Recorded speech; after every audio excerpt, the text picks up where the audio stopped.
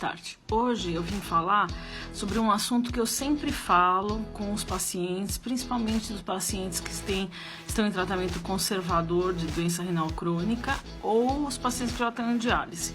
E eu queria explicar um pouquinho melhor para vocês por que eu falo isso, né? É sobre a carambola.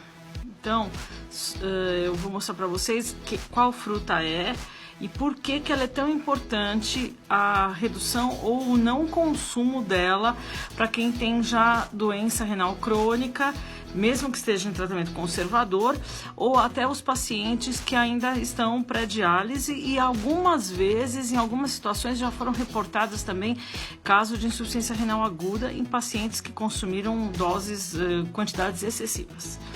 Para quem não conhece, essa aqui é a carambola, né? É uma fruta que é bem consumida no Brasil, é uma fruta de origem asiática, ela é muito presente na Ásia, ela veio da Malásia e do Sri Lanka e ela é uma fonte de sais minerais, vitamina A, de vitamina C, complexo B e é muito rica em oxalato e em ácido oxálico e é por isso que acaba sendo tóxica, né?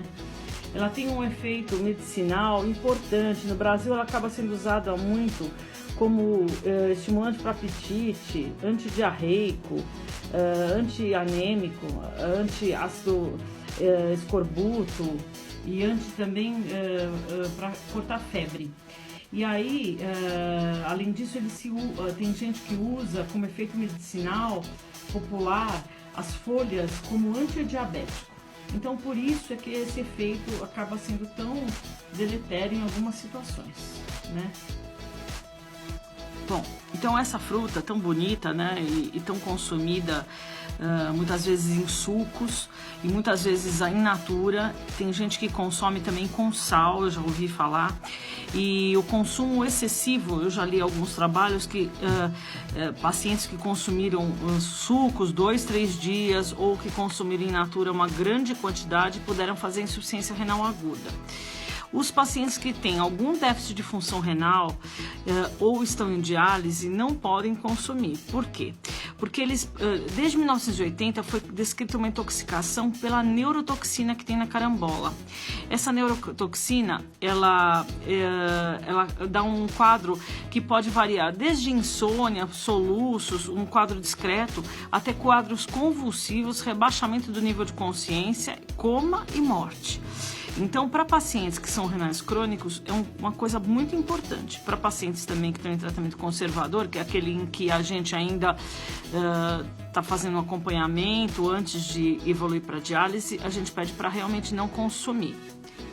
Então, como eu estava falando, é assim, possivelmente o que acontece é que ele tem talvez uma neurotoxina direta que inibe o sistema GABA, que é um sistema neuroendócrino, neurotransmissor, ou então ele pode, pelo próprio oxalato, ter essa atividade neurotóxica, né?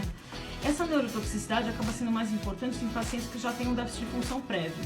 Por isso que eu falei, pacientes que já estão em tratamento conservador, isso acaba sendo mais importante.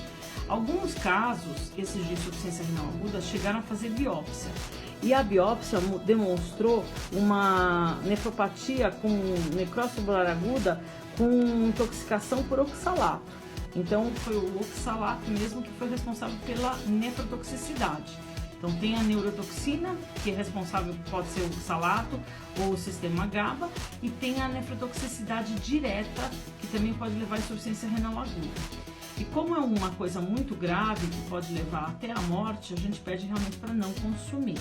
Então, pacientes em diálise não devem consumir de forma alguma e em tratamento conservador também não. Então, isso é uma coisa importante e que às vezes eu já ouvi falar, pacientes que falam, isso aí eu passei no médico, ele disse que é lenda. Não é. Realmente existe literatura e desde 1980 já foi descrito, esses casos foram descritos, tanto no Brasil quanto fora, e a gente pede para realmente não consumir. Então, isso é uma orientação dietética, uma das primeiras orientações que a gente dá para pacientes em diálise ou em tratamento conservador. Então, eu espero ter ajudado. Obrigada, boa tarde.